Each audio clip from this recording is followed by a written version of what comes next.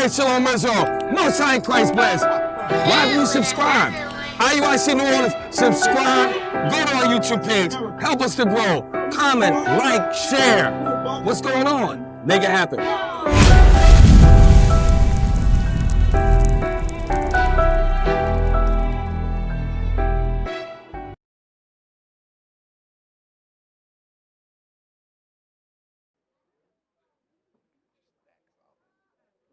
What's up with it, brothers? Shout out to all my depressed brothers out there. You're all right. You look depressed. Sister Shalom, you all right?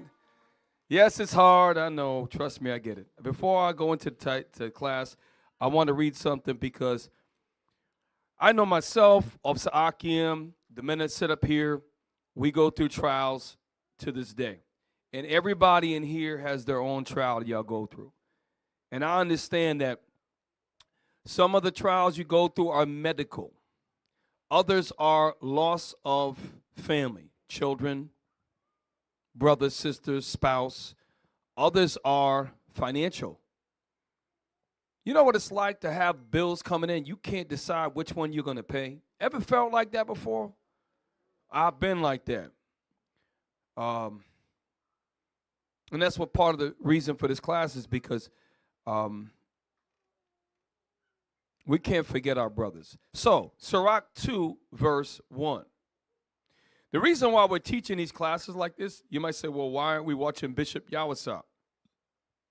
Because every other Sabbath, every IUIC school is going to have a local leaders teach class for one or two reasons: to address the things in the body, to be able to look at people in the eyes, interact with people. I may be asking some questions today, and to make it a little bit more, I don't want to say human, because what we do, we come and we sit, we watch TV and for hours, which is a righteous class. Anyways, read that.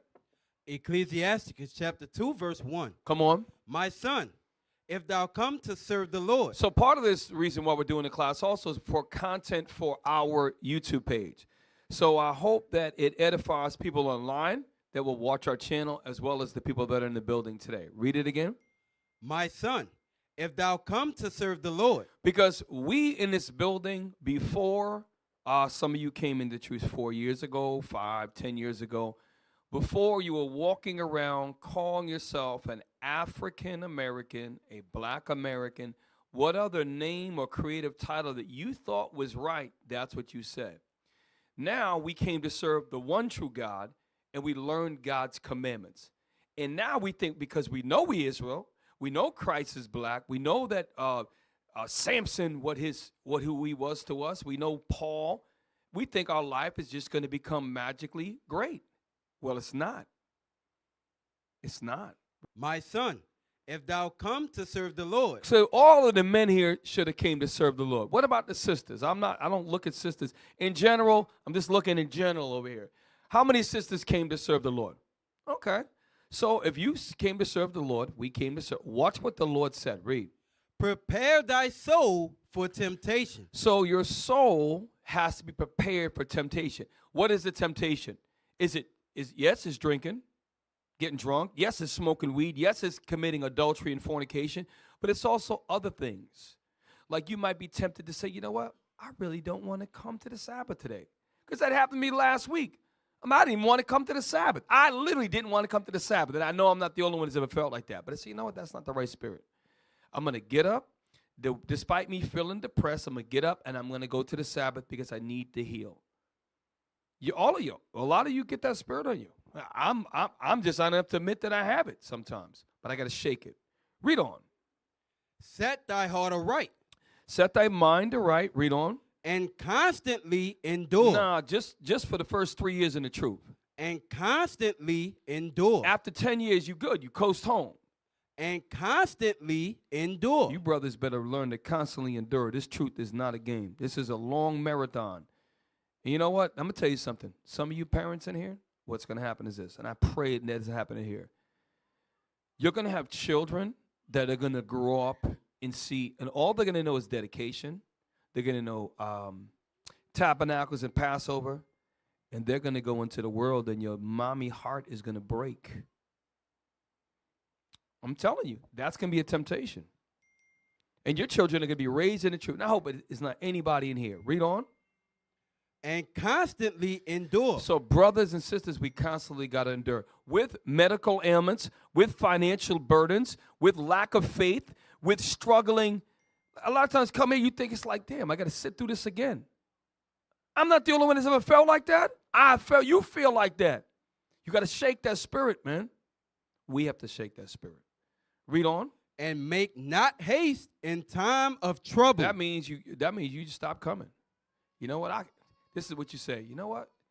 Really, I could save $17.80 in gas because I can really watch the class the same as I can from home. As a result, I save time. I save money. I'm still kind of, that's the wrong spirit to have. It's the wrong spirit. And if you know yourself, you can see that if you have that spirit. So, now, I'm just trying to encourage y'all. Do me a favor. Put this link up, 3 Trials of Faith. I talk about the class all the time. Y'all, when y'all go through something, I want you to watch this class. I want everybody, I don't care how young you are, well, arguably like 13, 14, right? But you parents, I don't care if you're 78 years old, I don't care. If you're 20 years old, put this class on. Put the link up, 3 Trials of Faith. Okay, that class right there is a class that talks about your personal trials, your marital trials, and that marital trial also includes you proving somebody or waiting for a wife, waiting for a husband. A lot of you in here are single, and you're waiting for somebody, the Lord to send you. So what? You got to wait longer. Well, I don't think it's fair. Well, that's whatever. That's your trial. And I pray the Lord send you a husband or a wife, depending on, if you're a man, let the Lord send you a wife. If you're a lady, let the Most High send you a husband, righteous. Now, pull up the meme, today's class. So y'all endure, y'all endure, y'all endure. And by the way, just to be clear, any one of you that have ever reached out to myself, I have responded to you that day within the hour, worst case scenario by the end of the day. My Telegram is always open for brothers and sisters. If it's a sister, I am going to refer you to my wife. She'll tell me what you said, and I'm going to advise her to tell you. And if I have to, if it's something, I will get you and your husband on the phone. That's what my job. I'm here to help out. And guess what? I'm not perfect. I'm not perfect. I make mistakes, and you're going to find I got character flaws just like you. Just like you. You got flaws just like me. But we building a nation. That's what we're doing. Now, 3 Trials of Faith.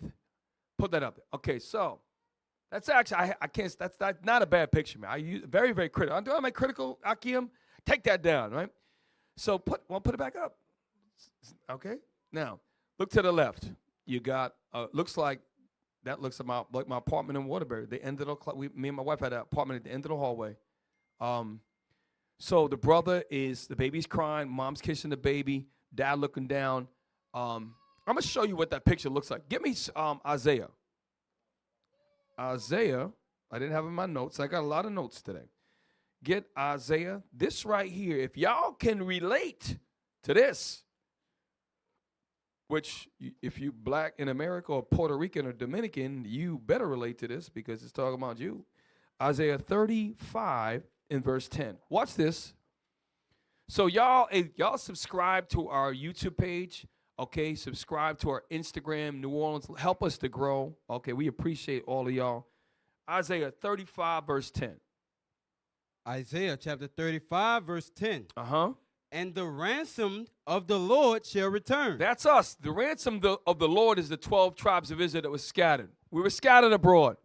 And this is why, it's amazing that when I look at the women in here, you know how your lives were supposed to go? Your lives were supposed to go like this. You were supposed to, in the time of the old time, you were supposed to grow up in the house of your father.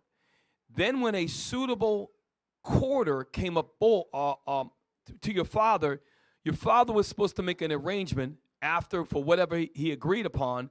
And then the next transition was supposed to be you were supposed to go live with your husband. Now I look over here, half the women in here, well, probably are single. This is not natural. You women are supposed to have a husband. That's why a lot of you look depressed as hell. Okay, you're supposed to have someone to protect you. And guess what? Stay in his truth, fast and pray, do what you got to do in the Lord to send your husband. Even when you get a husband, he's not going to be perfect. I know I'm not a perfect. I know for a fact I got a lot of problems, but I'm not going nowhere. Isaiah chapter 35, verse 10. Come on. And the ransom of the Lord shall return. That's us. Read on. And come to Zion with songs and everlasting joy upon their heads. Right now in captivity, we ain't got everlasting joy right now, but watch this. And they shall obtain joy and gladness. I'm going to show you we got a problem. Because tonight at the new moon, Iran going to be like Keith Sweat begging people to get on the floor and have a good time. I'm telling you, it's ridiculous. We gotta be joyful. I'm very joyful to make fun of brothers like a bar. You know, I love that brother, but let's get back on track. Read it again. And sorrow and sighing shall flee away. That's the point. Sorrow and sighing are going to go away. There's going to be a time when we return to the Most High in Christ. We're not going to have sorrow and we're not going to sigh. You know what sighing means? Here it is. You got all these bills coming in. You have all this stress at your job, and you're trying to think of where the first place to kind of decompress. That's all of us in one form or another. Even if you don't work anymore, you still got things going on in your life. And if you don't, then you need to, this class is for you. All right, let's start the class. Money is a defense. Let's get some history. Get Deuteronomy 8:17. So a lot of us, I'll say that some of us wonder why is it that we are going through the things we go through financially and without a way out. You might say, well, where's my way out? Let's go to Deuteronomy 8:17. Now we're going to the book of Deuteronomy where Moses was speaking to our forefathers in the wilderness. Read. Deuteronomy chapter 8, verse 17. Yeah. And thou shalt say in thine heart, my power and the might of mine hand had gotten me this wealth. So some of you in here, not everybody in here is poor. I'm going to tell you right now. Not everybody here is, this is strange. You know why it's strange? Because what's strange to me is this, is I think that as a people we can get to the point where we get, life is just hard. Life will wear you down, you know, to the point where sometimes if I had the power, I just could solve everybody's problem, I would love to do it. I really do. If I could just solve all your problems, if we could solve each other's problems. But we don't. But we can fight together as an economic force. And that's what this class is going to teach us, that your problem is my problem. Your problem, his problem should be your problem. And if you roll like Christ, we can make the time in captivity a lot easier for us. I hope y'all understand that. All right. That's okay. Let's let the Bible speak. Israelites cannot disagree with the Bible, so I'm going to let the Bible speak. Read. Deuteronomy chapter 8, verse 17. Come on. And thou say in thine heart, Yep. my power and the might of mine hand had gotten me this wealth. Right, that's what a lot of us say. I did this. I went to college. I got this trade degree. My website is up. My business does this. Me, my. Read it again. And thou say in thine heart, Yep. my power and the might of mine hand had gotten me this wealth. And that's not the case. Read on. But thou shalt remember the Lord thy God. So the first thing we got to do, we got to remember the Lord thy God. And this is the reason why we're in captivity, because we forgot him. And this is why we keep coming to the congregation. Despite us being depressed, despite us going through the things, I got to go back, I got to sit the whole time in the same chair. Yes, you do. Because if we kept the commandments from the time of the fall, beginning of Adam, we wouldn't be in this mortal flesh. Now we got to suffer. You got to suffer. You got to suffer. I got to suffer. You got to suffer. She got to suffer. You got to suffer. Read. For it is he that giveth thee power to get wealth. He gives us power to get wealth. Now, what about this money? Because is money a bad thing? Because the Christian church, well, brother, no, it's not. Get 1 Timothy chapter 6, verse 6. I have not even that much time, so I'm just going to get right through it. Money is not the problem. Money is a defense. The problem is when you love it more than God. That's the problem. When you begin to love money more than God. 1 Timothy 6:6. Yes, sir. 1 Timothy chapter 6, verse 6. Yes, sir. But godliness with contentment is great gain. Godliness with contentment is great gain. What does that mean, brothers? What does that mean? If I'm godly and I have content, how is that great gain? What does that mean? There's no wrong answers. That means you're satisfied with what you have. Okay, all right, satisfied. Well, yeah, we'll take that. Okay, so let's read on. It's going to tell us. Verse 7. For we brought nothing into this world. We were born with nothing. No clothes, no material possessions. We didn't even have a name. We had no notoriety. Oh, there goes such and such. He got this. No, you born, first thing you come out your mouth is you start crying, right? We all had the same birth. Read on. And it is certain we can carry nothing out. And that's the point, because some of us in here have more resources. We do. And the issue is, you're not going to be able to take it with you to the other side, if you will. Read it again. He's telling you. For we brought nothing into this world. Yes, sir. And it is certain we can carry nothing out. So, verse 8, read.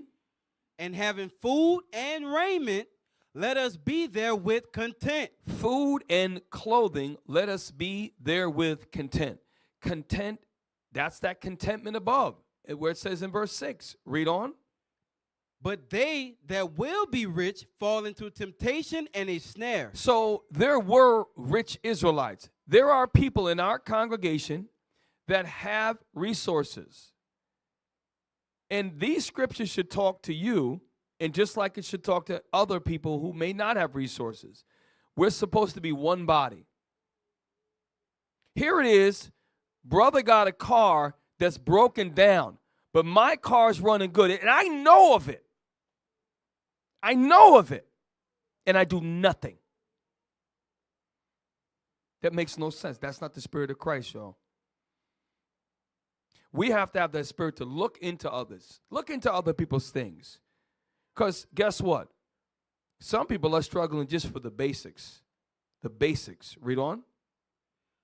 But they that will be rich fall into temptation and a snare. Read on. And into many foolish and hurtful lusts. Some people that have money, they do things like do what?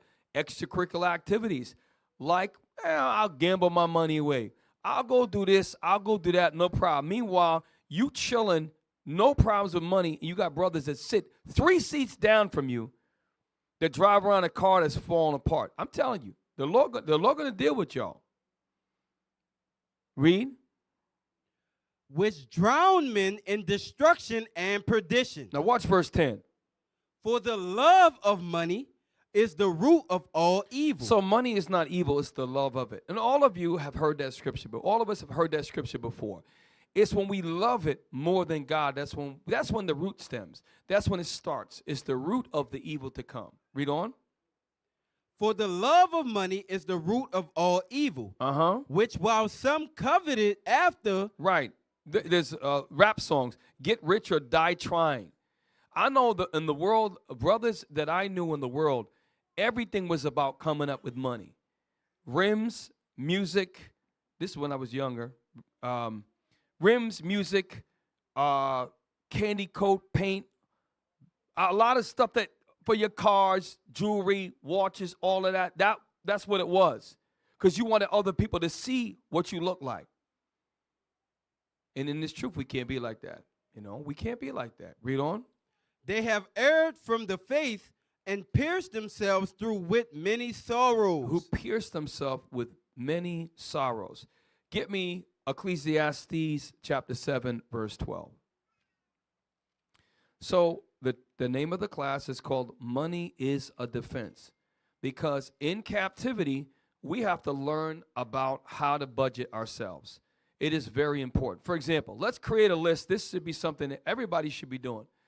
Let's create a list of general household bills that people have. And now if you don't have any kids and you're a single brother or you're a single sister, you might have a small list. Let's come. I'm gonna throw one out there since I'll share. A lot of y'all in the sandbox, you don't like to share. I'm gonna teach you. Okay. So, light bill.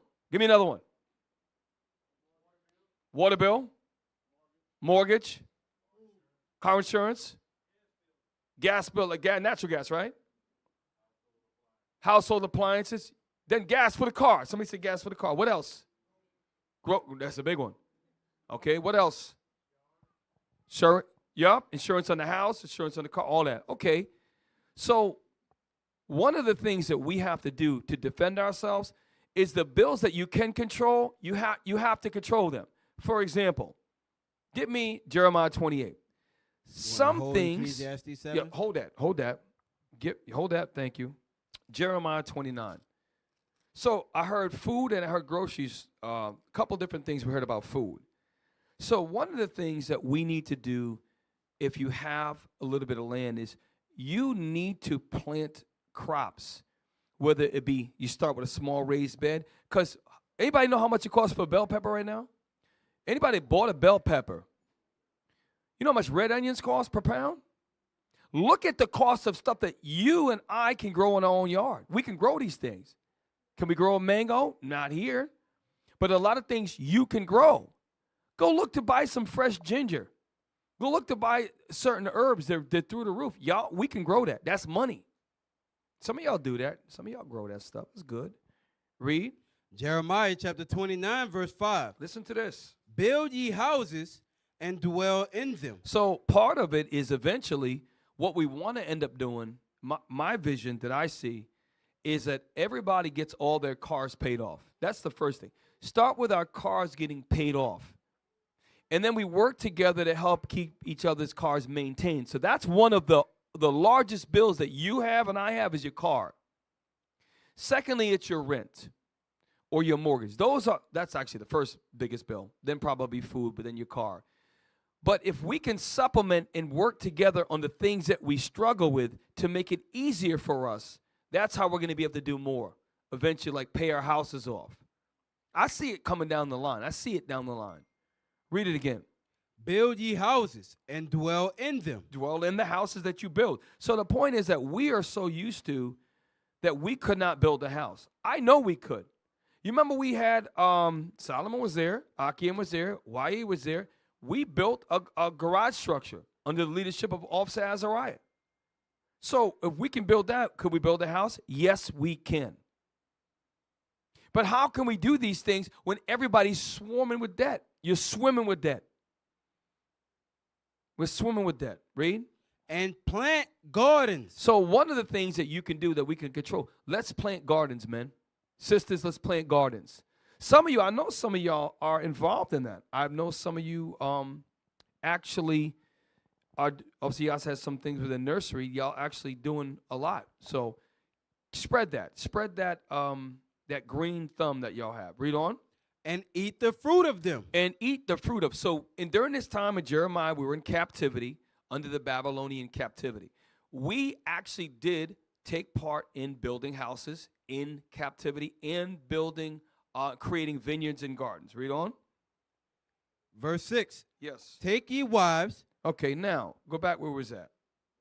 Money is a defense. Ecclesiastes chapter 7, verse 12. And all of you probably heard these scriptures probably 10, 15 times. Well, that's fine. You're going to hear them 16 and 17. Read. For wisdom is a defense. Wisdom is a defense, meaning here it is, you're depressed, life is hard, you had a hard week. In the world, I'm going to go buy a six-pack and just drink and forget about it. Now I'm drunk. Now I'm going to maybe get in my car and drive. The wisdom and the truth says, I got the same job, the same problems, but I'm going to handle it different. I know that I can't be a drunkard. I know the laws of the land say you can't drink and drive. I have the wisdom now I know how to move. I have the wisdom how to connect with my brothers with group economics. And that's what I really am trying to inspire that today. By the end of the class, I hope we've inspired that. Read.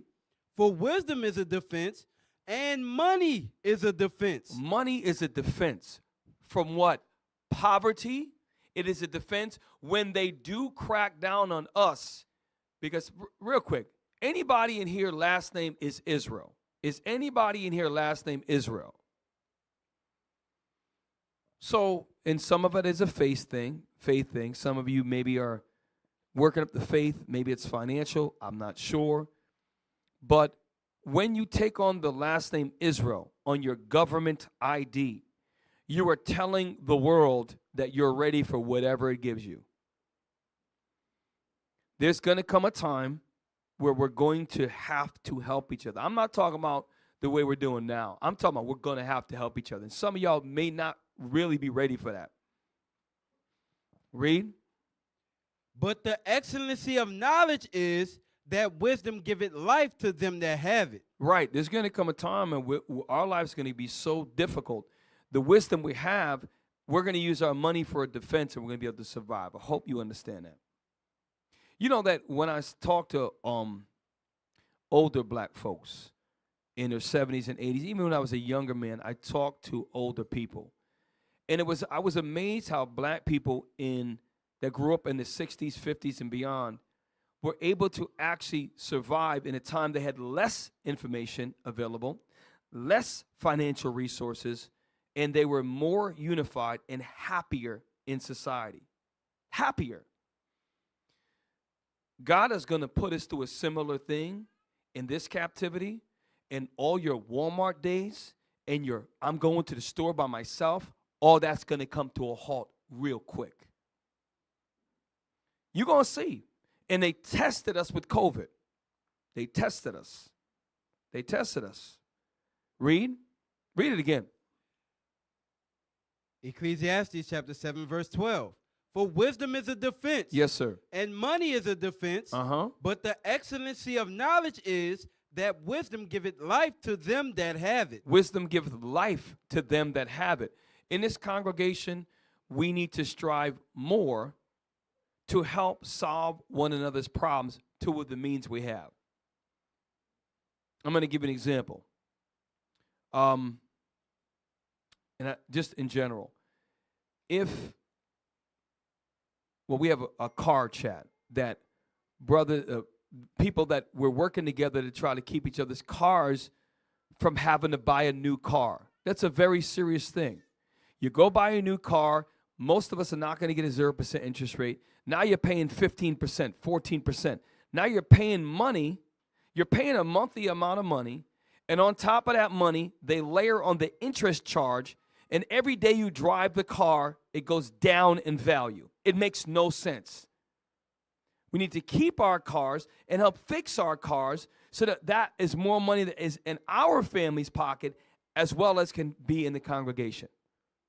That's why I drive a 22-year-old car. That's why I'm going to keep fixing it. That's why I encourage people to do the same thing. Work together to help each other. Start looking at other people's problems, man. That's how Christ is going to deal with us. Now, this is my favorite scripture in the Bible. I could teach it all. Philippians 2, verse 2. There's something in here Paul was trying to teach us. Because Paul was a follower of Christ. Philippians 2, verse 2. I keep looking over there. I need to look here verse too. 2. Read. Fulfill ye my joy, that ye be like-minded. So the like-minded is this. Yes, we're going to captivity. Yes, my job sucks. Yes, I understand some of you got 3, 4 kids. It's hard being a mom with all the kids and dealing with the job and dealing with all. It's hard. All that's hard. Yes, it's hard to go deal with this white man at my job or at his job or his place of employment. Yes, I got my own business and everybody that I buy my product from, everybody I deal with don't look like me. All of that being said, we still have to find joy in coming around each other. And it's not easy. It's not easy. You got to fight, man. Read. Having the same love. We got to have the same love for each other. We're the Israelites. We keep the commandments. Today is the Sabbath day. And later on, in about, 4 hours, it's the new moon, right? About 4 hours. Read. Being of one accord. Being of one accord, meaning this. We think the same. We own the same. We all agree that Christ is black. We all agree that we're the 12 tribes of Israel. We all agree we should not eat pork. That women have to wear modest clothes, modest dresses, no cleavage showing, none of that. We all agree that brothers must be masculine and not feminine. We all agree with all these things. But this is the part where some things we're not there yet. Read on. Of one mind. Of one mind. Let nothing be done through strife or vainglory. So he says, let nothing be done through strife or vainglory. Why? Because if we think it's about us, guess what? That's what happened in Deuteronomy chapter 18. He said, lo, it's of my hand that I've got this wealth. Read. But in lowliness of mind. So what does that mean, lowliness of a mind? I'm going to tell you what that means. I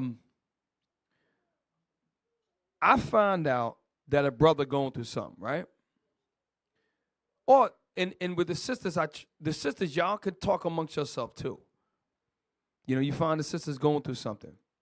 And instead of sitting there and I'm just gonna pray for them, and that's good. We should all pray for each other. I'm not discrediting praying for each other. But then you sit back and you know that you could do something about it. You know you could. I'm not talking about you're gonna take your mortgage money and you're gonna just give it. You're not gonna. I'm not talking about that. You know what I'm talking about. The Lord knows what He's talking about.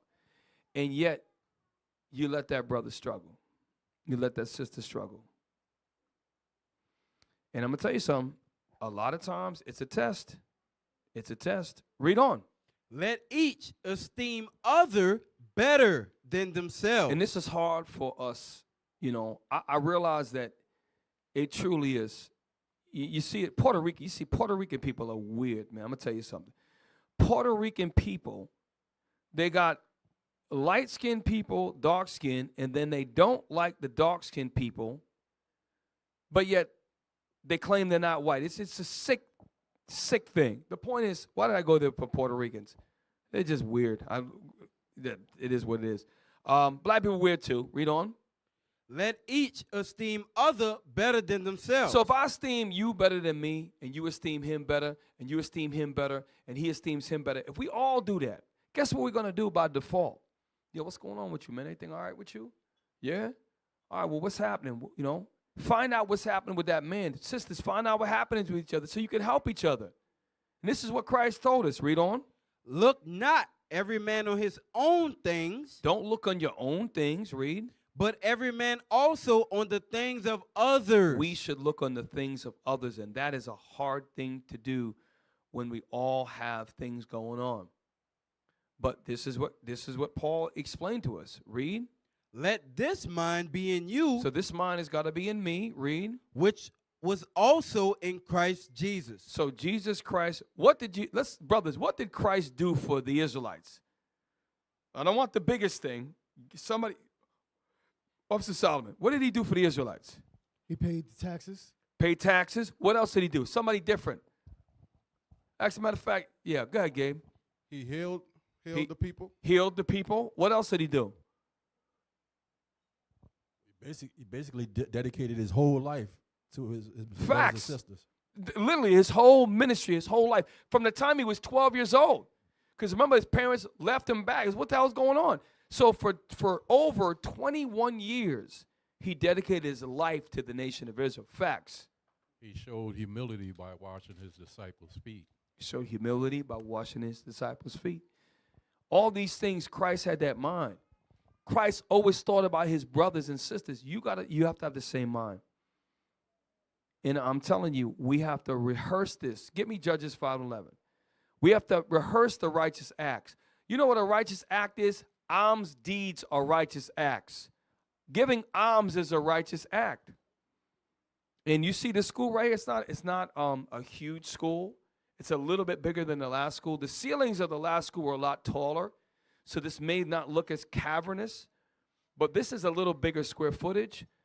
And if we don't get our stuff together, we're going to have a hard time keeping the school open. I'm going to tell you right now.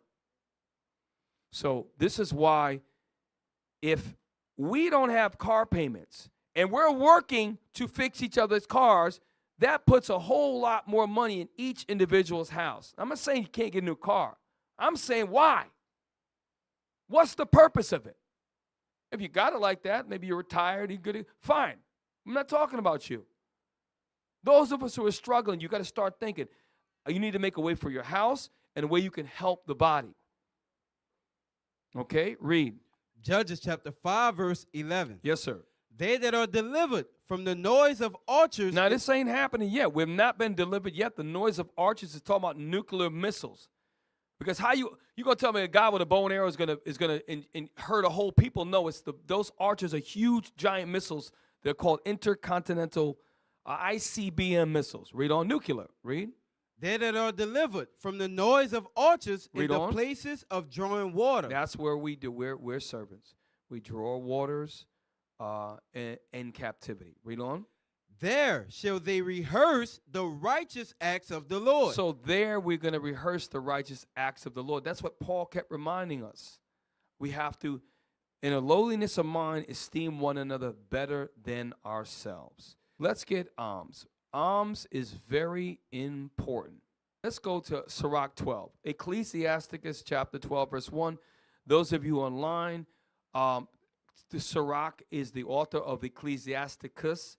It is in the Apocrypha, which is part of the Holy Bible. Okay, it was included in the Bible in about the mid-1700s. The Protestant, you had the Protestants and the Catholic. They protested against the Catholic Church. As a result of that, they wanted to liberate themselves, and they removed the Apocrypha from the King James Bible. It was always a part of the Bible. So this is why we can go here to show you about alms, to show you about helping people. Sirach chapter 12. Everybody can get it. Ecclesiasticus chapter 12, verse 1. Listen good.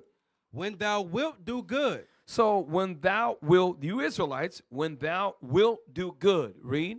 Know to whom thou doest it. So you got to, number one, think about what it's saying. Know to whom thou doest it. When you're in the congregation, you're supposed to know the brothers around you. I could tell you a little about all these brothers. I make it my business to get to know brother situations. A couple of you, I need to learn a little bit more about you. Make it your business, and forget about rank for a second. Just for a second. If I'm a captain, a brother has no rank. I don't know what's going on with him. Maybe there's something I could do to help. How can we help this man to get up, to elevate? So you are supposed to do that for me. He's supposed to do that for him. You're supposed to do that for her. She's supposed to do that for her. Y'all lost it. I'm telling you, some of y'all, I'm going to throw this out. I had 3 people tell me before, Captain Shem, you're attacking me. So I try not to look. I can look brothers at women. I try not to look y'all in the eyes. Listen. Some of y'all in here, this message is for you. You have resources, but you come in and you're quiet. And some of your sisters are struggling. Some of you brothers, you have resources. Some of your brothers are struggling, and you do nothing about it. We can't roll in that spirit, man. So read it again. When thou wilt do good. Know to whom thou doest it. When thou wilt do good, know to whom thou, meaning you got to know the person. Read on. So shalt thou be thanked for thy benefits. Why would he say that? So shall they be thanked. Because you know what? When you do something nice for somebody or you help somebody out, you should not expect a thank you. Because you did it because you want to help that man. If anything, man, you should feel good. You see a little bit of ease off that man's mind. That's my thing. If I go and I can help a brother and I see him breathe a little easy, to me that makes me feel like I won. I'm like, cool. I don't want nobody to thank me. Cool, all praises. When you help somebody else out. But a lot of people that do stuff, they want to be accolades. Did you know that I did this for that person? Oh, yeah, I paid his rent when he didn't have. Don't do that. Read it again. When thou wilt do good. Know to whom thou doest it. Right? So shalt thou be thanked for thy benefits. Watch this. Read. Do good to the godly man. So that's the stipulation. We have to do good to the godly man. That is also about the godly woman. Read on. Do good to the godly man, and thou shalt find a recompense. So even when you do good to godly people, you're going to get a payback. Now that may not come from the man you helped or the woman you helped. Read on. And if not from him. Right, it did say it. And if not from him. Yet from the Most High. You will be surprised. Listen very carefully. When you help people without someone saying, hey, why don't you go help this person? When you see a problem, like Paul said, he said, In lowliness of mind, let us esteem another better than ourselves. And you help that brother with a problem he's going through. Even if you don't get thanked or paid back from him, the Most High is going to help you in your life. I am a firm believer that I know it's true. I know it's true. Sometimes you just got to wait a little bit on it. You got to wait a little bit on it. Read. There can no good come to him that is always occupied in evil, Read on. nor to him that giveth no alms. So some of y'all in here, and I think that the majority of men do. Some of us in here, when we don't give, and by the way, this is not towards any one person, man or woman. It's for everybody that sits, anyone that can hear this sound is talking about you. Read it again. There can no good come to him that is always occupied in evil. Always occupied in evil. Guess what? Some of us in here, we are occupied in evil. Let me give an example. I don't think anybody in here eats pork. I hope not. I don't think anybody in here has a problem with women. I don't think women go wear pants. I hope not. I don't think any men have a problem knowing not to get tattoos. But there's some things that we have evil we're occupied in, like an evil eye. Like hatred. I'm talking about a root of bitterness where you say little passive things. Passive-aggressive hatred. All of us struggle with that to a certain degree. So many times we're occupied in evil. This is why we have to come around each other to get the evil off of us, man. If you think that in this truth, you're not going to have evil thoughts, yes, we are wretched men. Okay? Our righteousness is as filthy rags. Read on. Nor to him that giveth no alms. Right. We got to give alms. That's the point. You're always going to have a problem if you don't give alms. I know. Look, some of you may not be able to give. That's fine. Give as much. Just give some. Because some of you in here don't make a lot of money, and that's understandable. But there's a black woman, I got to say it like that, a sister in the scriptures that had faith, and she gave what she had. And this is for us to remember that the Lord loveth the cheerful giver. It's obvious what the sister gave, the Lord loved that. Otherwise, why would it be documented for us to read nearly 2,000 years later? Because it's for us to learn from. Mark chapter 12, verse 41. Let's everybody try to get it. Mark chapter 12, verse 41. Yes, sir. Mark chapter 12, verse 41. Let me see. Hold up. Yes. And Jesus sat over against the treasury. Against what? Over against the treasury. You know, during that time in Israel, we had treasurers. We had a financial setup. Today, we have the same thing in the body. Y'all should know it. Those people have a problem in the congregation. And you fall into hardship.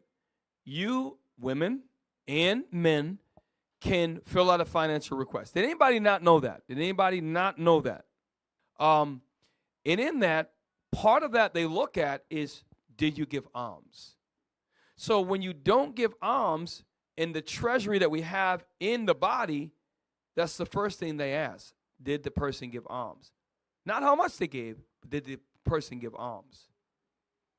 And it is a spirit, because a lot of times we think that if we don't budget every dollar, and this month we can't do anything, we don't have bills, and if we're going to not be able to survive. That's what we think. Read.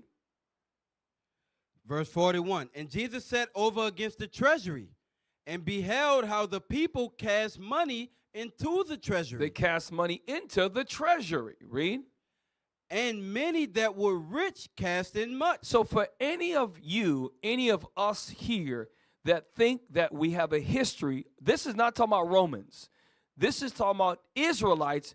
Some were rich, and they casted money in the treasury. Okay, now watch this. Read. And there came a certain poor widow. So this sister was a widow, meaning she did not have money. Maybe her husband didn't leave her quite as much, but she did not have a lot of money.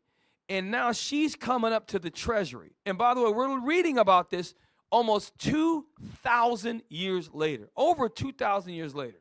Damn near. Read. And there came a certain poor widow, and she threw in 2 mites, She threw in 2 mites. Read. which make a farthing. So you add them 2 mites up, that only made a farthing. Look up the word farthing in the dictionary. A former monetary unit and coin in the UK, withdrawn in 1961, equal to a quarter of an old penny. Y'all hear that? I didn't even know that. A farthing is the equivalent. Is that right? That is right. So this sister she lived on pennies, and she threw in 2 mites, which made a farthing. It's less than a penny, right? It's less than a penny. Read it again. And there came a certain poor widow, and she threw in 2 mites. Right, because remember, what did she lose? What did this sister lose? She lost her husband.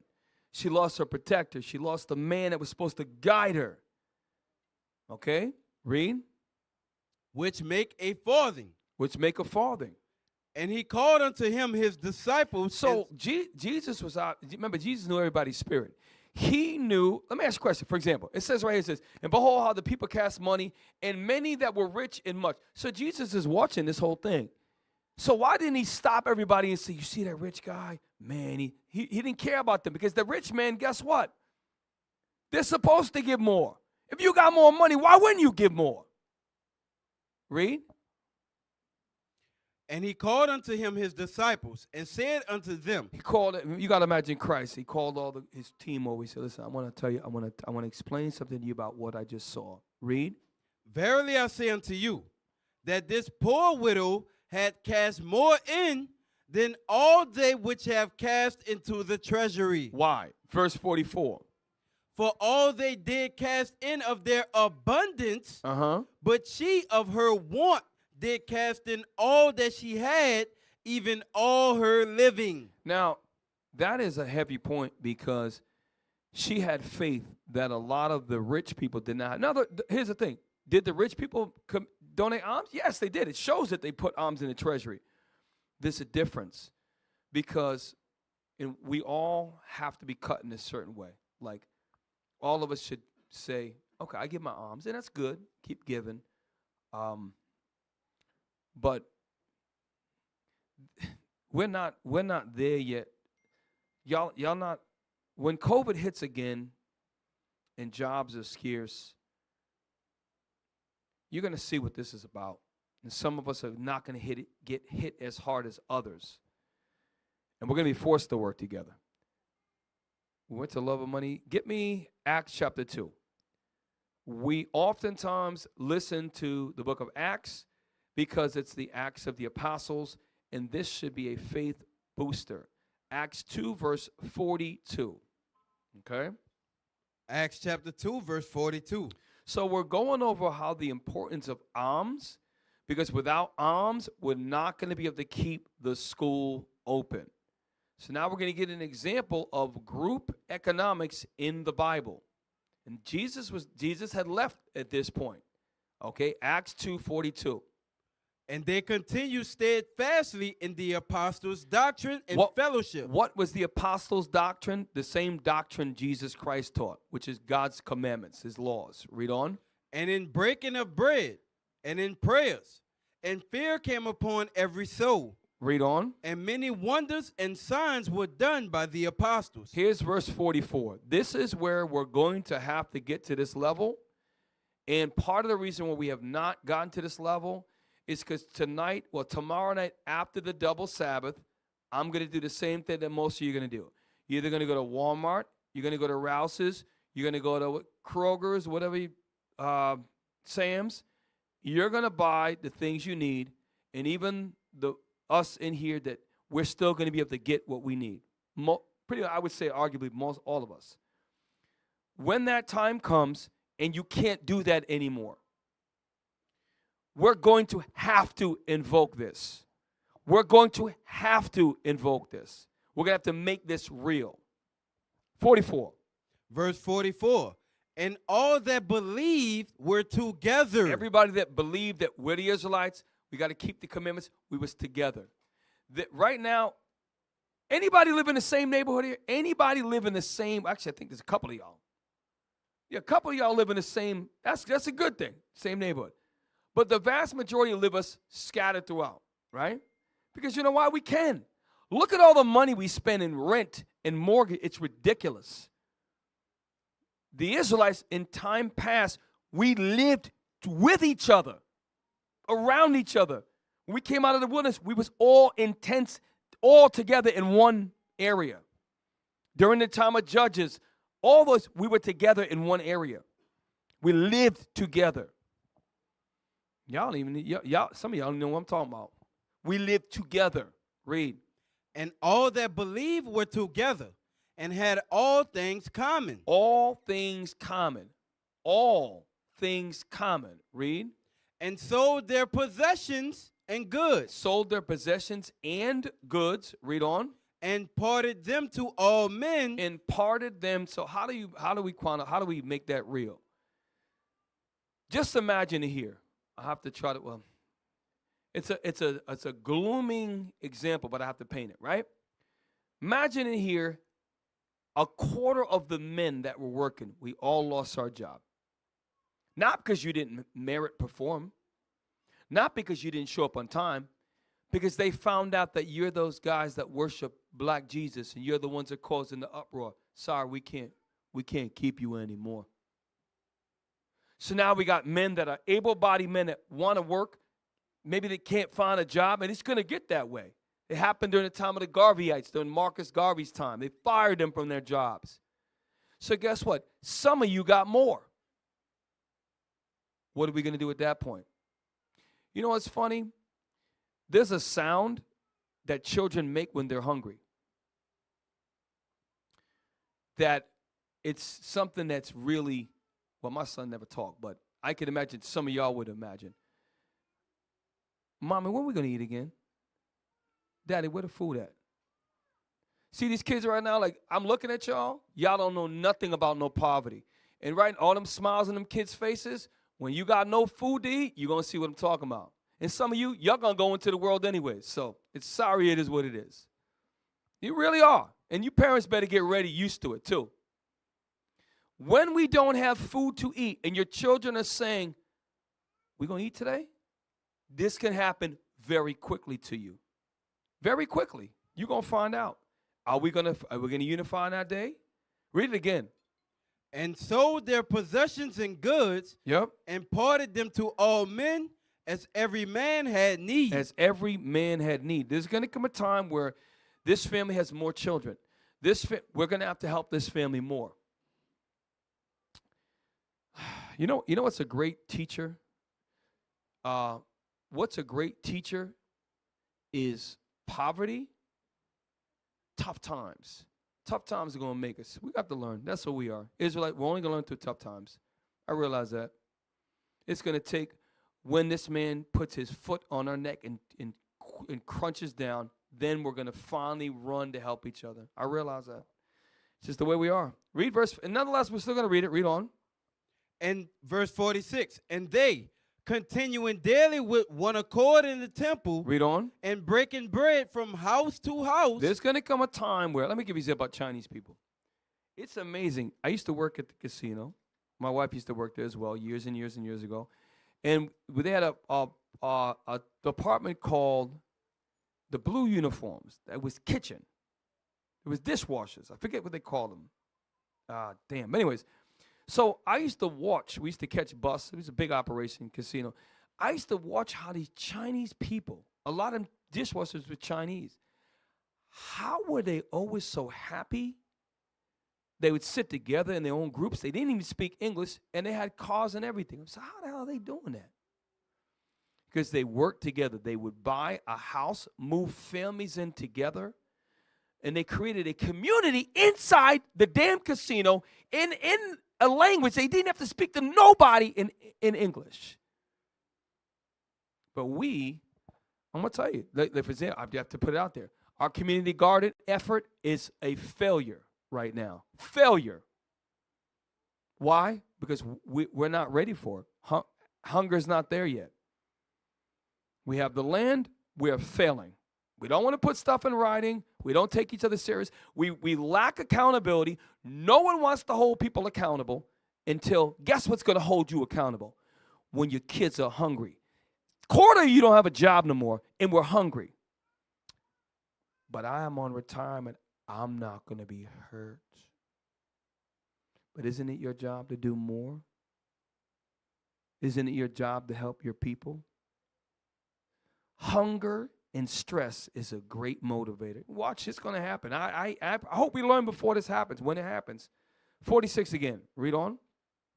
And they, continuing daily with one accord in the temple, and breaking bread from house to house, did eat their meat with gladness and singleness of heart. Singleness of heart. Why? Because we knew that family was good.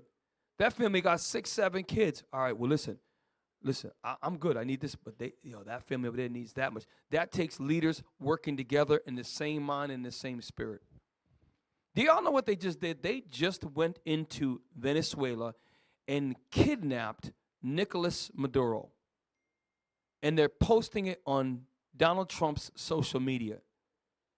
They can do whatever they want to whoever they want, whenever they want. We live inside the belly of the beast. We better get our minds right. We better learn to work together. Give me Acts chapter 9. So you might not have a lot of money.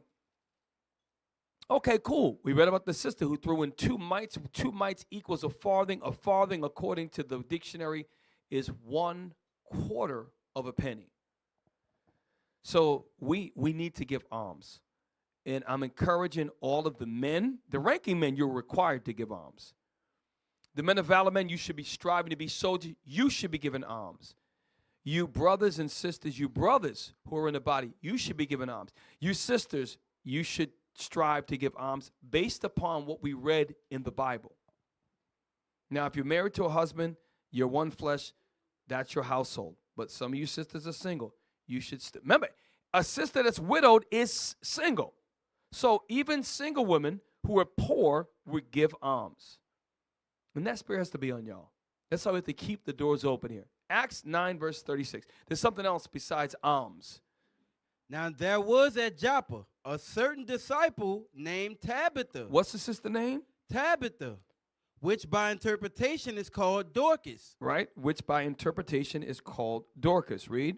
This woman was full of good works. Full of good works. And alms deeds which she did. So what is an example of alms deeds? Brothers, what's alms deeds? Can somebody help me out with that? Because you may not have money and you have a small amount of alms you can give, but alms deeds, this sister was known for alms deeds. Go ahead, Gabe.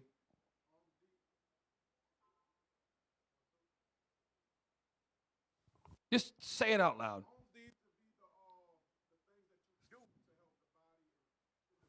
100%. Give me an example. Say it out loud.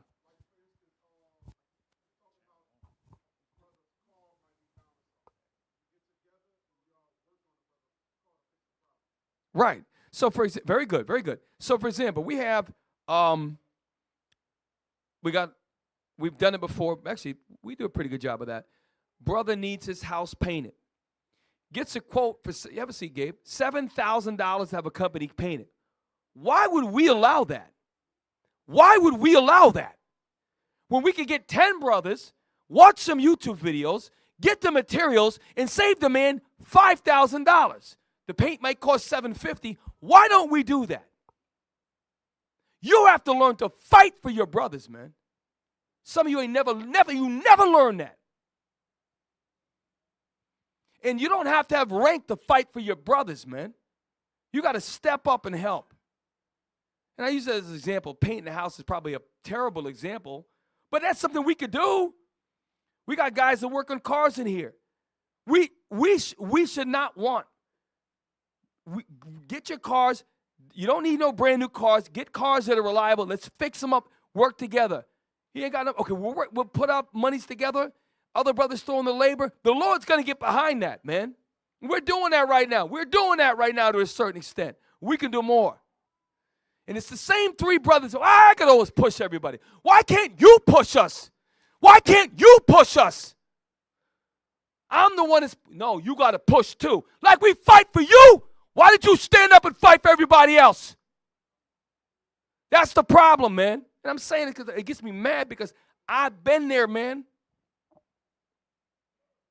Read it again. Acts chapter 9, verse 36. Now there was at Joppa a certain disciple named Tabitha. Named Tabitha. Read. Which by interpretation is called Dorcas. Why? What was she known for? This woman was full of good works and alms deeds which she did. Alms deeds. Deeds are acts of giving. This is what we need here. Okay? We got brothers.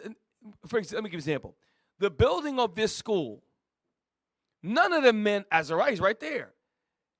He didn't get paid to do this work. The brothers that slaved on these floors, they didn't get paid for. That's an alms deed. Now, by the way, you're supposed to do that. I'm not giving you no credit. You're supposed to do that.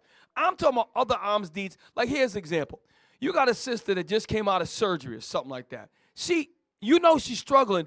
Where's the spirit? Hey, let's find out what she needs to get her dresses fringed and does she need help around the house?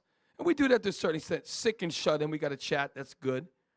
But everybody has to have the spirit to look to help each other. You want to know why? Because when you do that, it makes your problem seem a little bit less hard. I'm going to tell you, it makes your problem seem a little bit less hard. Read it again. No, I'm sorry. Go to Tobit 1 because we only got 20 more minutes. No. Come back to that. Tobit chapter 1. Here's an example of Tobit. Now, Tobit, when you read the book of Tobit, man, this brother went through it. Okay? Tobit chapter 1. Tobit went through it, man. Tobit, he had a very he got favor, but he saw some things that you could definitely, if you read it, you can understand his mind. Okay? Tobit chapter 1 verse 3. Tobit chapter 1 verse 3. I, Tobit, have walked all the days of my life in the way of truth and justice. In the way of truth and justice. Read. And I did many alms deeds to my brethren. So he did alms deeds to his brothers, meaning Tobit looked out for brothers' problems and he helped them. And watch this. Watch what it says the next part. Read. And my nation. And also Tobit did for the whole nation. But he also, at an individual level and a collective level. How do you put it today? This is how you put it today. The nation is giving alms to the school.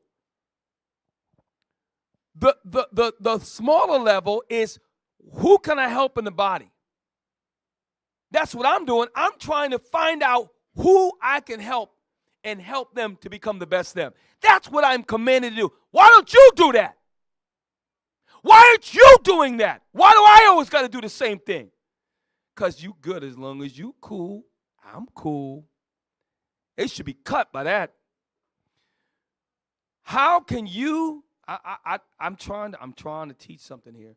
And I hope that everyone that needs to hear what they had to hear. You don't need to have rank and sit at a table to get involved and help people. Read it again. Listen, Tobit was involved at 2 levels. Read it again. And I did many alms deeds to my brethren. To his brethren. Read. And my nation. And the nations, to take it to today. I will help my nation. I give alms to IUIC. That takes care of running the school. Some of it they take and they manage it at a national level. But also my brethren. Here I am. I got a car that runs and my brother's car is not running. It is my job to help him. Within my means, I can't just take everything I have. It's my job to help him. Because sometimes you focus on your own problems. You do not see other people's problems. You don't see it. And shame on all of us that have that spirit. Shame on all of you. If you don't have that spirit, then do more. Read on. Who came with me to Nineveh into the land of the Assyrians. Right. You think they came, or did they get welcomed did the Assyrians give them a fruit basket? Hey, welcome, Tobit. We hope you like your stay here. Read. And when I was in mine own country. Jump to verse 12. Verse 12. Tobit chapter 1, verse 12. Uh-huh. Because I remembered God with all my heart. Read on. And the Most High gave me grace and favor before Enemessar. So because Tobit kept the commandments and helped his brethren, because he did that, right? Enemessar, he got favor. He got a very high position. With a high position comes what? Money. Read. So that I was his purveyor. His purveyor. Look up purveyor just so we're all on the same page. Look up purveyor. Because not any slave, that's what Tobit was a slave. Tobit was in the low class Israelites. He was right with God. He helped his nation. He helped his brethren. And the Most High put him in a position to have resources. Read that. Purveyor, a person who sells or deals in particular goods. So this guy dealt directly with the king. A purveyor is a position where he interacted with the king. Like when you read about Nehemiah, it was the cupbearer of the king. You cannot, I'm showing you that our people used alms and alms deeds, and God rose them up, like Mordecai and Esther. Read. Tobit chapter 1 and verse 14. Watch this. And I went into Media and left in trust with Gabael. Now 16. In the interest of time, jump to 16. Verse 16. And in the time of Enemessar, I gave many alms to my brethren and gave my bread to the hungry. So why did he do that? Because how was he able to give many? Read it again. You got to infer things here. Read 16 again. And in the time of Enemessar, I gave many alms to my brethren. No, he gave us very sparing. I gave many alms to my brethren. And gave my bread to the hungry. Go to verse 13. Watch what happened. Verse 13. And the Most High gave me grace and favor before Enemessar. So Tobit gave alms in verse 3. And all of David, he helped the Israelites, his nation and his brother. Because he did that, he got before the king, and God showed the king that he's worthy of a elite position. He got this position. When he got the position, he began to help many of his brethren.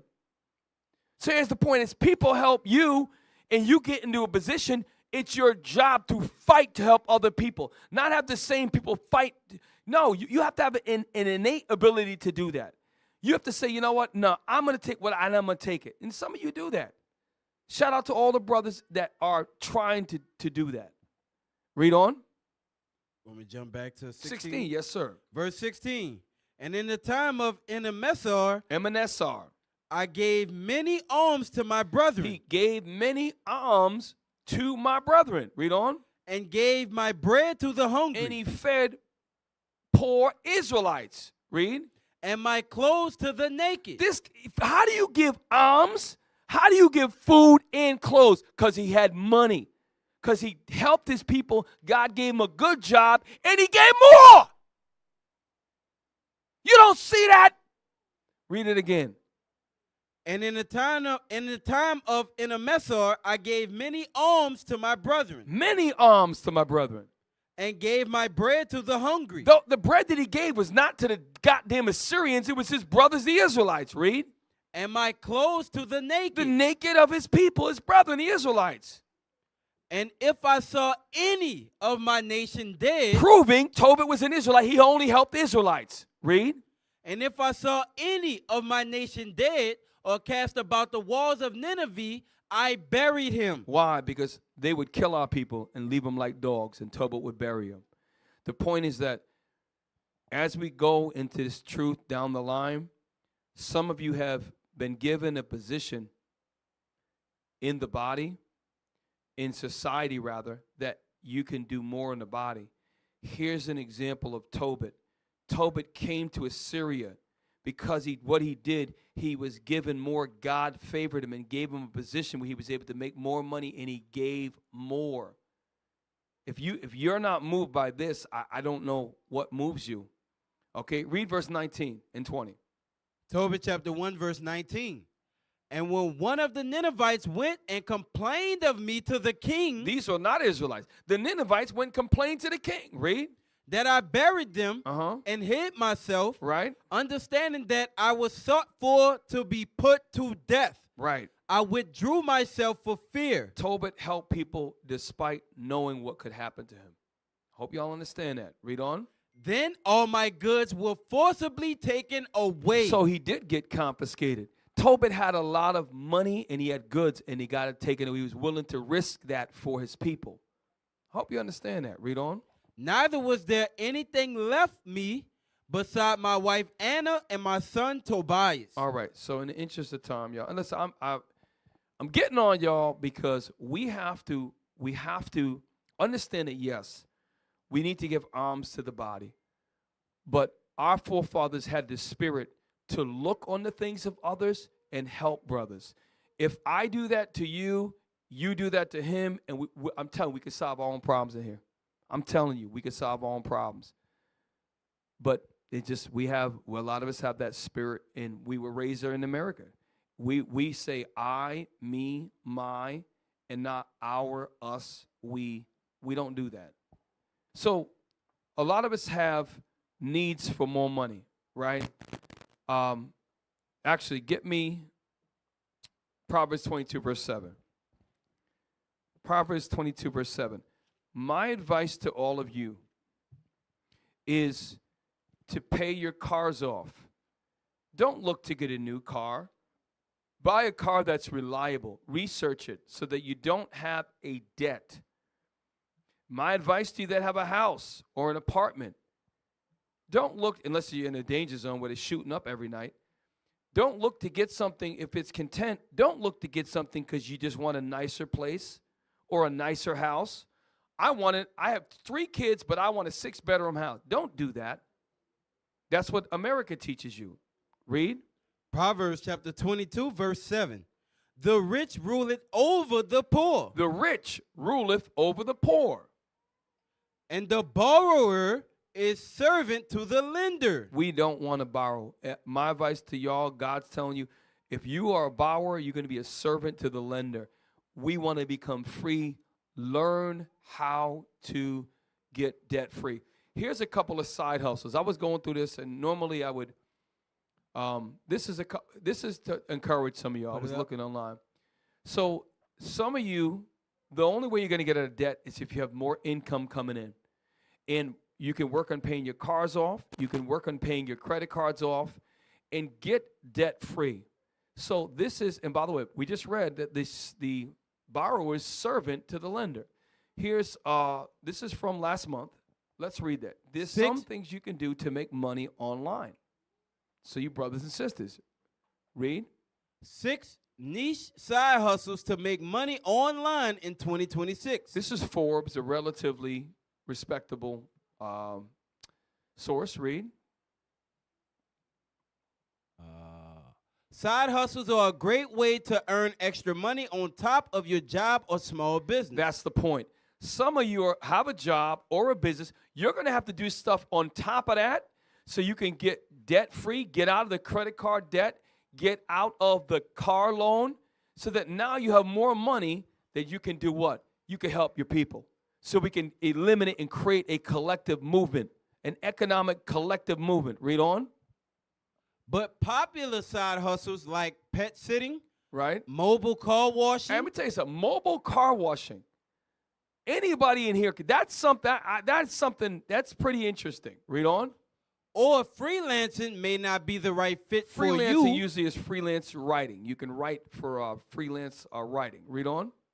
If you're looking to make more money online in 2026, here are some niche side hustles that can be run from your laptop at home. So all of you can get out of debt. You got to have a plan. Have a plan. And I'm going to tell you right now, remember I said this. If you have a car, you're paying on the car. If you're paying a note on a car, you're paying interest on that note. Every time now there's very, very, very few exceptions. Like if you had a 1969 Chevelle that goes up in value every year, you keep it. I'm not talking about that. I'm talking about everyday cars. You pay money and interest on top of the money called interest. And as you pay on that, you drive a car that every day and every month goes down in value. It makes no sense. It really doesn't make any sense. So, read number 1. Number 1, audiobook narration. You want me to read just the titles? So some of you can actually get a book and read the book. You have to research it, and you can be an audiobook narrator if you have that voice, and you can tell a story, and you can get paid for it. Read on. Number 2, theme pages on Instagram. Okay. Number 3. So you can get theme pages. Y'all, I'm trying to spark y'all. Listen, we need to have more income coming in this congregation. I'm going to tell you straight. You need more incomes in your house. We need more incomes in our house. We need to help each other solve our financial problems. I'm talking about the things that we can help each other with so that we can have a regular flow of alms coming in, and that when we're not having to bail people out all the time. Not that we're not going to. These are things that we can do, and this is just something simple. Some of you may have to get 2 jobs. I did it for 8, 9 years. It sucked. Okay? I hated it, but I had to do it. Read on.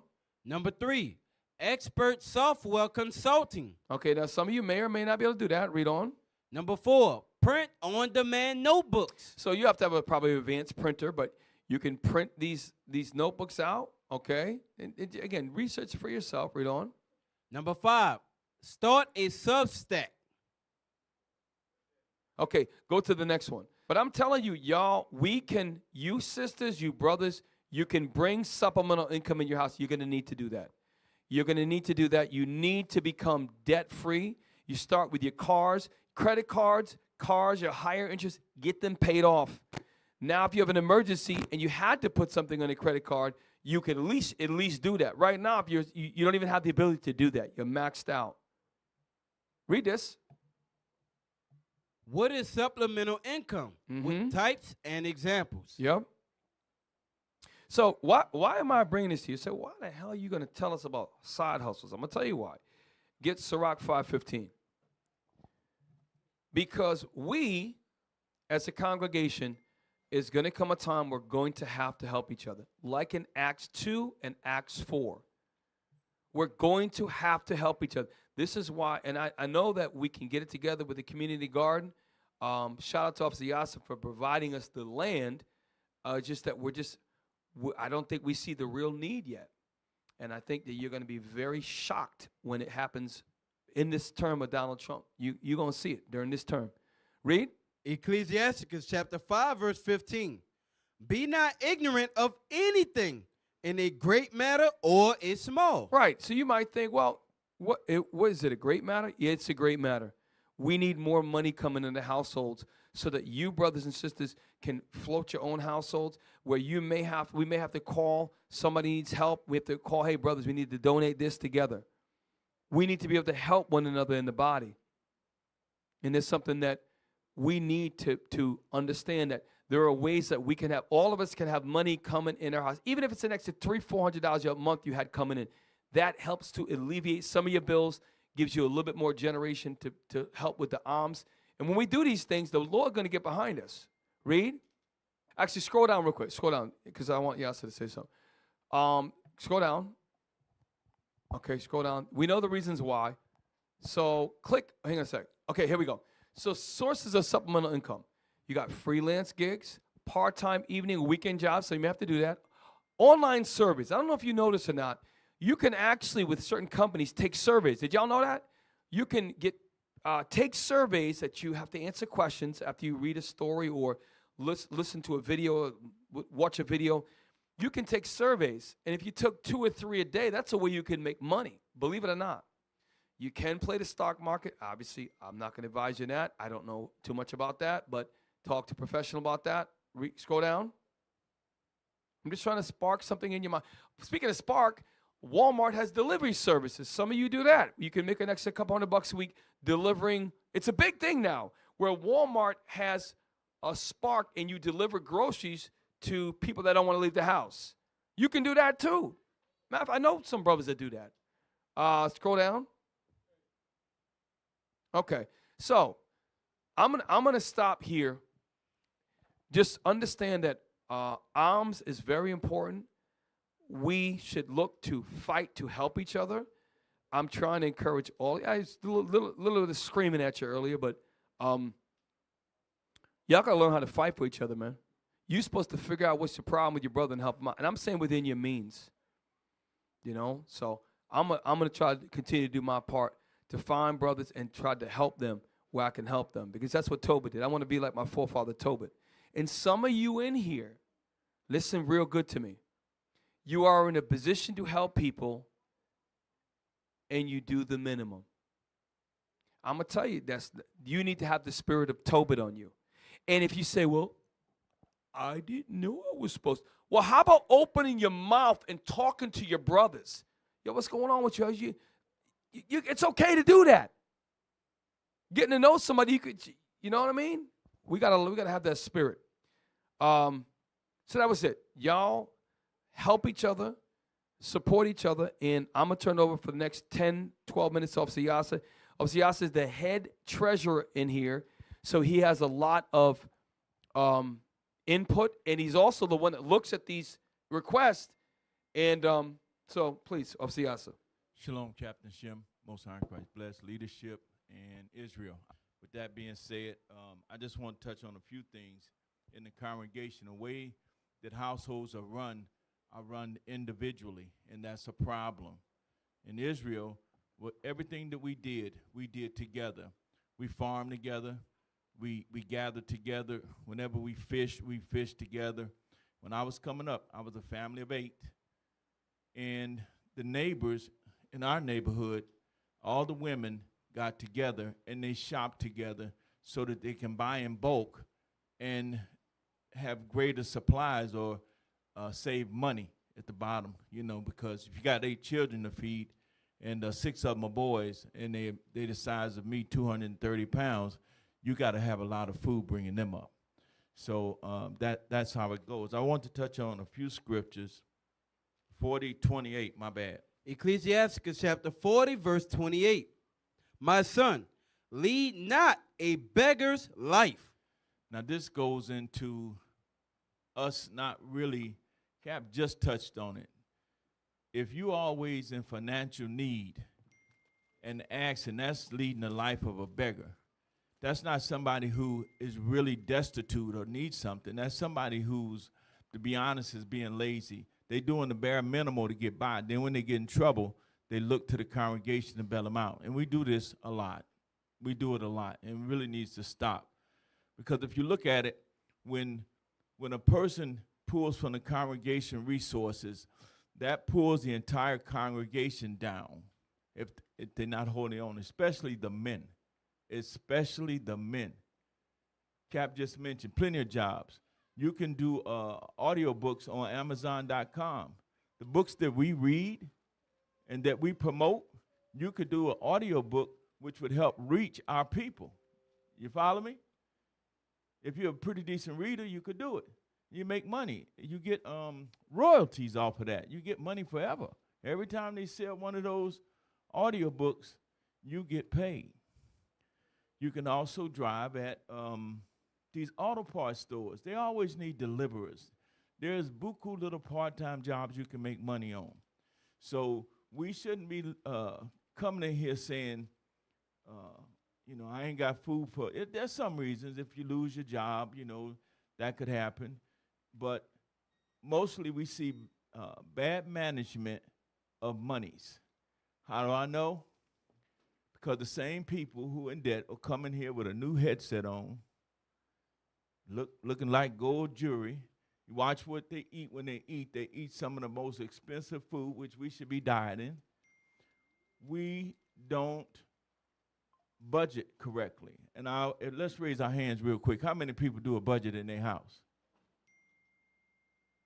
Be honest now. All right, that's pretty good, but a bunch of us didn't raise our hand, which means we just living day to day, week to week, paycheck to paycheck, and that has to stop. You're not really fit to be an officer if you can your budget. You're not really fit to be an officer if you can't handle your budget. Okay, another scripture is. You want to finish that one out, officer? Oh, we didn't finish it. Go ahead. My son, lead not a beggar's life, for it is better to die than to beg. Wow. Wow, that's pretty clear what the Most High said. That ain't a life at all, especially for the men who have households.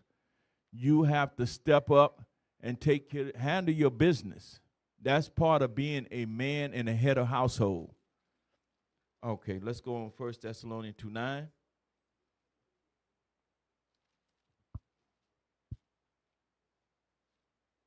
First Thessalonians chapter 2 and verse 9. For ye remember, brethren, our labor and travail, for laboring night and day, because we would not be chargeable unto any of you. So that goes back into the same thing. Here Paul saying, look, I worked night and day. How long is that? That's about a 12-hour shift. Not an 8-hour shift. That's about a 12-hour shift, night to day. We need to step up, head of households. You take care of your family. That is your responsibility. Let's get 2 Thessalonians 3:8. 2 Thessalonians chapter 3 and verse 8. Neither did we eat any man's bread for naught, but wrought with labor and travail night and day, that we might not be chargeable to any of you.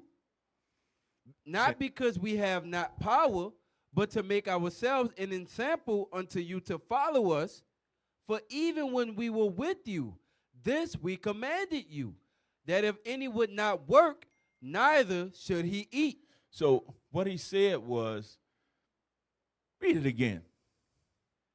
Verse 9. Not because we have not power, but to make ourselves an example unto you to follow us. For even when we were with you, this we commanded you. He did what? This we commanded you. So it's a commandment. Paul had that power, right? He commanded, if you don't work, you don't eat. So when it comes down to the community garden, we do have a team that's working very hard at trying to get us up and running how we envision it to be. But at the end of the day, we grow the food and you come and you hungry, we gonna feed you. We ain't gonna let no kids go hungry. But Paul said, if you don't work, you don't put your hand in, you don't share, you don't do none of these different aspects that we got going here. We got the pantry, food pantry here. You don't want to get involved with that. You just come here for the feel-good Sabbath class. That's not what this is about. This is about us nation building, being a family. You know, we need to spend time with each other, but we need to work together. All praise to the Most High. And look, this is, we looked at Tobit, we looked at Tabitha, we looked at our forefathers, the sister that gave the 2 mites, which equaled the farthing. We need alms coming in the body, and part of the reason why alms are not coming in to a certain extent is that we're going through financial hardships, and some of them are self-imposed. So how do you fix that? Some of you need more income coming in your house. Some of you need to restructure and budget. Secondary side hustles. It's okay, research it. And if you find some side hustles, share with everybody else so we can figure it out. So, all praise to the Most High. It is 3:37. We're going to stop now. All praise to the Most High. And let's get ready for Bishop Nathaniel's evening class. Hit the music, brother. Across the earth, the prophets move. From city streets to distant lands, the message is the same. Israel must rise. Through every quest, every journey, the truth spreads. No border can contain it. No distance can silence it. Our nation lives in every moment. In joy, we celebrate marriages. In sorrow, we honor our dead. On the Sabbath, we gather as one. Families rejoicing together, bound by the commandments of God. Yet are we tried. From the stones in Kenya to the hatred in Montana, we endure as a soldier of the Lord. And still, the mission expands. On the airwaves, on the screens, in every nation under heaven, Israel's voice is heard. We build our communities. We raise our children in royalty. We restore what was broken. We clean what was defiled. We show the world who we are.